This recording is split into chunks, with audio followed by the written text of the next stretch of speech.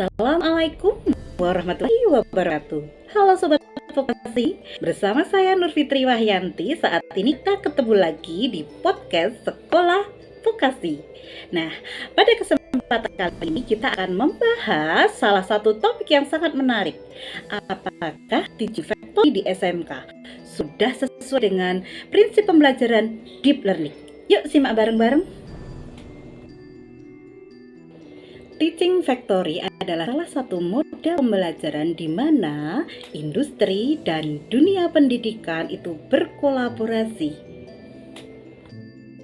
Apa itu deep learning di konteks pendidikan? Ya, deep learning di konteks pendidikan sendiri adalah pembelajaran yang mendalam dan bermakna, di mana siswa itu tidak hanya menghafal, tapi juga berpikir secara kritis, inovatif, reflektif, ya, kreatif.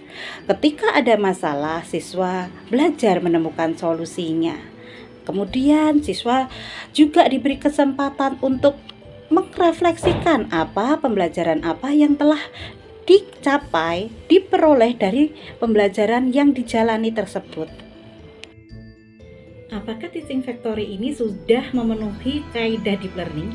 Kalau menurut saya sih sudah. Kenapa? Karena siswa atau peserta didik itu tidak hanya diajak untuk memikirkan konsep saja, tetapi juga pembelajarannya secara kontekstual atau langsung dari realita yang ada di industri.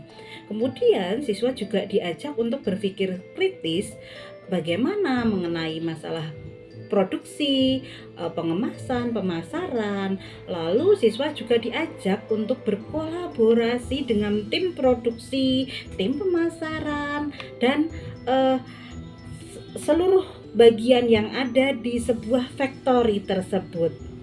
Nah, dari hasil tersebut kita menghasilkan sebuah karya yang mempunyai nilai jual.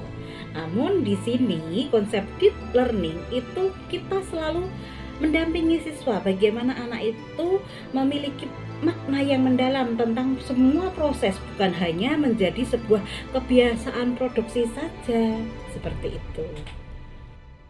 Jadi secara garis besar, teaching factory itu bukan hanya sekedar pabrik di sekolahan, tapi merupakan wahana di mana siswa dapat belajar selayaknya di industri. Baik, untuk lebih jelas ya, atau mungkin tahu bagaimana teaching factory itu ada di sekolahan dan seberapa pembelajaran deep learning itu bisa bermakna buat siswa, saya akan melakukan sebuah wawancara di podcast ini dengan salah satu siswa saya yang bernama Farah di kompetensi keahlian kuliner. Yuk simak bareng-bareng. Halo Bu Fitri dan halo untuk semua pendengar. Saya Farah Fatmarusandi, siswa kelas 12 jurusan kuliner di SMK Negeri 7 Surakarta. Senang sekali saya bisa ngobrol di sini. Langsung saja ya Farah, Bu Fitri mau tanya nih pendapat Farah tentang apa sih yang dimaksud dengan TEVA itu, sesuai dengan yang kamu alami selama di SMK Negeri 7 Surakarta di jurusan kuliner.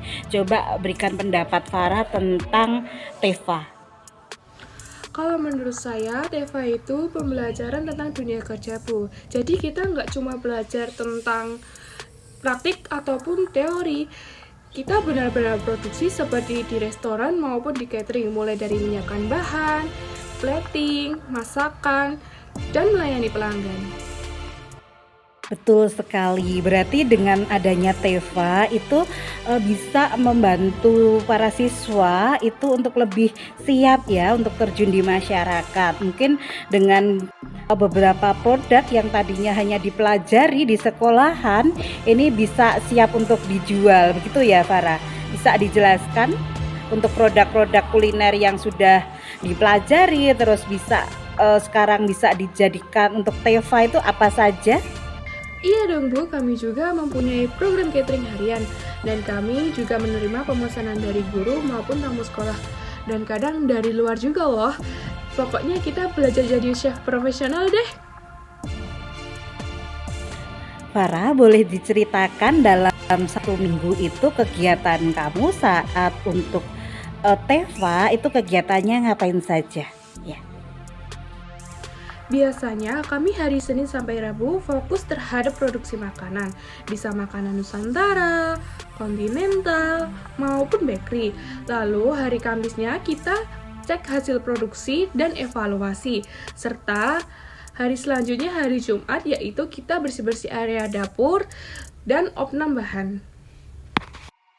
Wah, berarti lengkap sekali ya Farah. Dalam 1 minggu itu kamu bersama dengan tim satu kelompok itu bekerja sama, mulai dari merencanakan, lalu evaluasi apa saja produk-produk yang dibuat, lalu bagaimana penjualannya, sampai dengan bagaimana pembukuan, terus ada di akhir ada evaluasi, begitu ya. Lengkap sekali ya berarti ya.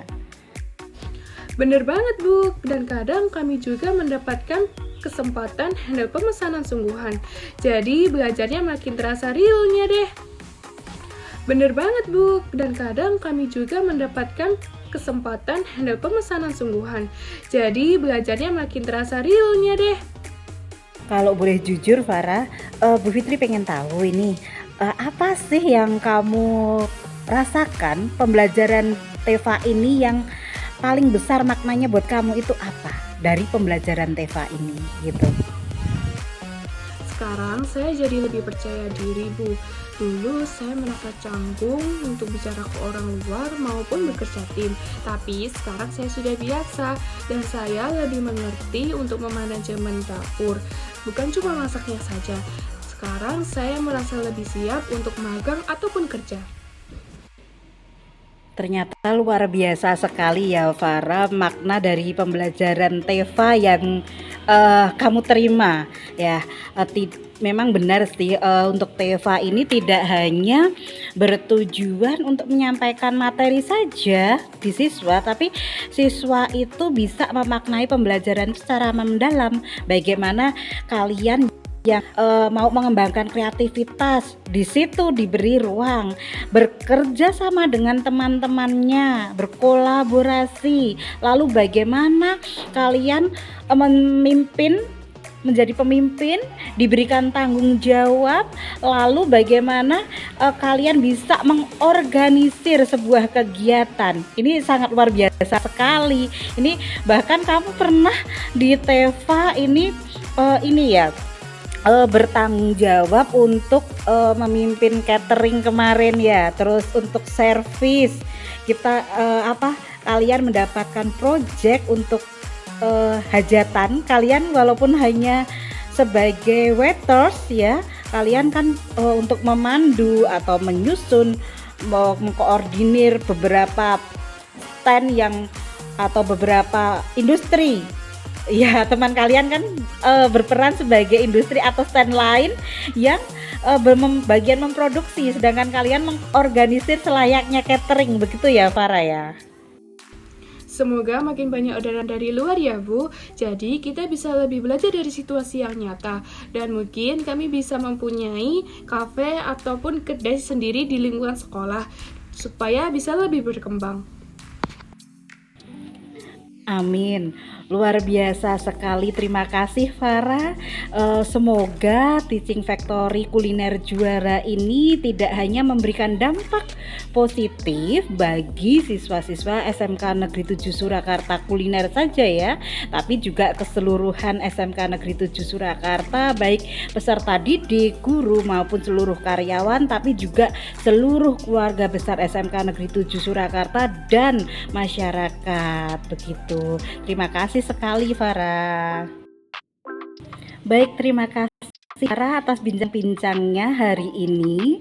Semoga apa yang kita bincang-bincangkan hari ini membuka wawasan bagi seluruh pendengar pemirsa yang menikmati podcast kita hari ini, membuka wawasan tentang apa sih sekolah vokasi SMK. Itu kan menyebutnya sekolah vokasi. Orang yang nggak mengira, nggak mengenal jadi tahu, begitu ya Farah. Membuka wawasan mereka bahwa SMK itu tidak hanya bisa belajar membuat produk saja, tapi juga menjadi selayaknya kita di factory, di industri. Kalian bisa menjadi siap tidak hanya bekerja saja, tapi slogan kita BMW, bekerja melanjutkan wirausaha, itu tiga-tiganya bisa kita laksanakan dalam satu genggaman. Semangat terus, terima kasih.